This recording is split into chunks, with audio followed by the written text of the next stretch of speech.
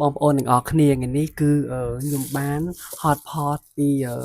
ខាងហាងយ៉ាំ hot pot ហ្នឹងបងប្អូនអញ្ចឹងឥឡូវនេះតើយើងមក unboxing ទាំងអស់គ្នាបងប្អូននេះគឺជាទឹកស៊ុប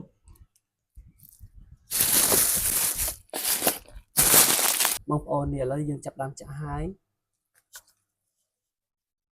អូទំដងគួរចង់ញ៉ាំខ្លាំងមែនទែន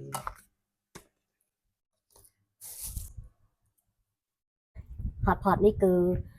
បងប្អូនអាចសាកទៅញ៉ាំបាននៅក្នុងក្រុងបាត់ដំបងយើងទេដែលមានទីតាំងជាប់នៅរបងវត្តសង្កែបងប្អូនដែលមានឈ្មោះថាហាងយ៉ាំ hot pot អញ្ចឹងឥឡូវនេះខ្ញុំចាប់តាមញ៉ាំហើយឥឡូវមកសូមមកញ៉ាំជាមួយយើងទាំងអស់គ្នាបងប្អូននេះទឹកជ្រលក់ទេ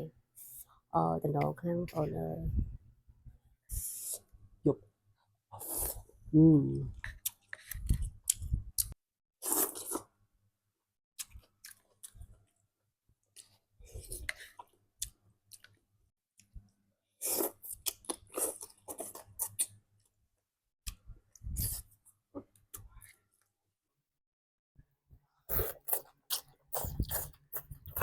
បងប្អូននេះមើល